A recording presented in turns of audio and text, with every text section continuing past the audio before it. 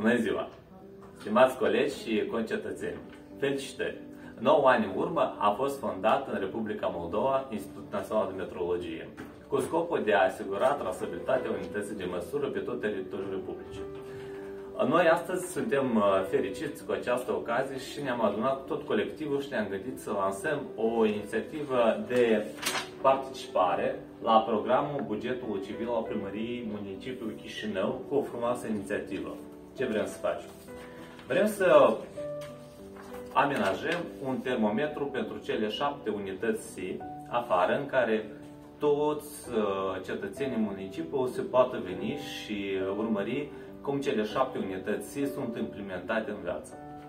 Cu această ocazie te invit să vii de azi, 21 februarie, până la 28 februarie, în recinta Institutului la strada Poca 28, unde vom avea așa un formular.